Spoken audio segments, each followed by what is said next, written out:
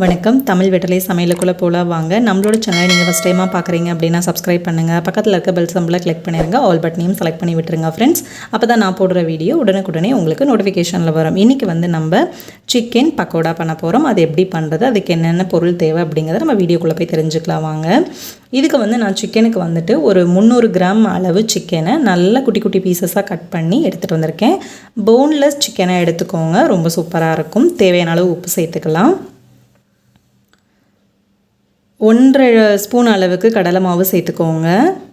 1/2 spoon garam masala, 1.25 teaspoon நான் மிளகாத்தூள் சேர்த்துருக்கேன். நீங்கள் உங்கள் உரப்புக்கு தகுந்த மாதிரி மிளகாத்தூள் சேர்த்துக்கோங்க. 2 ஸ்பூன் அரிசி மாவு சேர்த்துக்கோங்க. 1/2 ஸ்பூன் ஜீரகத்தூள், 1 ஸ்பூன் காஷ்மீரி சில்லி பவுடர் சேர்த்துருக்கேன். 1 டீஸ்பூன் கொஞ்சம் இஞ்சி பூண்டு பேஸ்ட்டு சேர்த்துக்கோங்க.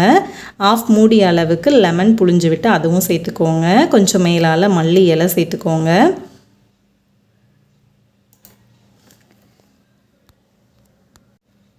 சிக்கன் 65 மசாலா 1/4 டீஸ்பூன் அளவுக்கு சேர்த்துக்கோங்க. நல்லா ஃப்ளேவர்ஃபுல்லாக ரொம்ப சூப்பராக இருக்கும். இப்போ இது எல்லாத்தையும் சேர்த்து நல்லா ஃபஸ்ட்டு மிக்ஸ் பண்ணிக்கோங்க. அப்புறமா பத்தலை அப்படிங்கிற பட்சத்தில் கொஞ்சம் போல் லைட்டாக கையில் தண்ணி தெளிச்சிட்டு பிசைஞ்சு விடுங்க. தண்ணி இதில் அதிகமாக போயிடுச்சுன்னா அந்த மசாலா சிக்கனில் செட் ஆகாது, ஸோ நல்லாவும் இருக்காது. அதுக்காக தான்.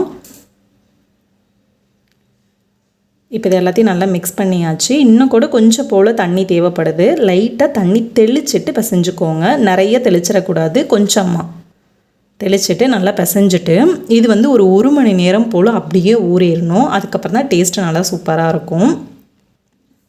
பேன் நல்லா ஹீட் ஆனதுக்கப்புறமா ஆயில் பொரிக்கிற அளவுக்கு ஆயில் சேர்த்துப்போம். 1 மணி நேரம் ஊறினதுக்கப்புறமா அதில் உள்ள சிக்கன் பீசஸை ஒன்று ஒன்றா பார்த்து எடுத்துக்கோங்க.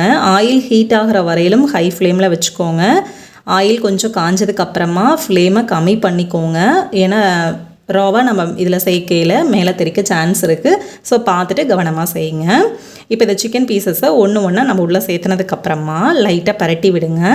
பரட்டிட்டு ஃப்ரண்ட் அண்ட் பேக் நல்லா வெந்து வரணும். அடுப்பை மிதமான தீயில் வச்சுக்கோங்க. இப்போ இதை ஃப்ரண்ட் அண்ட் பேக் நல்லா எல்லாம் கலந்து விட்டாச்சு. நல்லா இது குக்காகி வரட்டும்.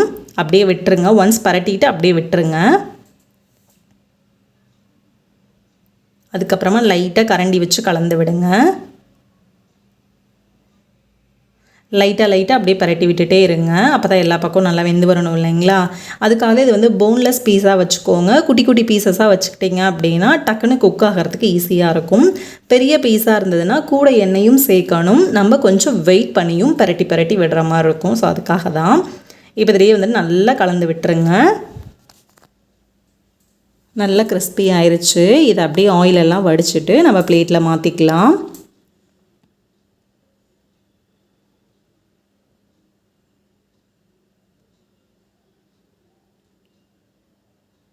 அவ்வளோதான். ஆயில் வடித்த பிளேட்டில் மாற்றினதுக்கப்புறமா மீதி உள்ள சிக்கன் பீஸையும் இதே போல் நம்ம நல்லா பொரிச்சு எடுத்துப்போம். பொரிச்சு எடுத்தது பிளேட்டிங் பண்ண ஆரம்பிச்சிடலாம். ரொம்ப சூப்பரான சிக்கன் பக்கோடா அழகாக தயாராகிருச்சு. நல்லா சூடாக சாப்பிட்டிங்க அப்படின்னா செம்ம டேஸ்ட்டாக இருக்கும். கண்டிப்பாக இந்த ரெசிபியை ட்ரை பண்ணுங்கள். எப்படி இருக்குன்னு சொல்லிட்டு கமெண்ட் பண்ணுங்கள். நம்மளோட சேனலுக்கு சப்ஸ்கிரைப் பண்ணுங்கள். தேங்க்யூ.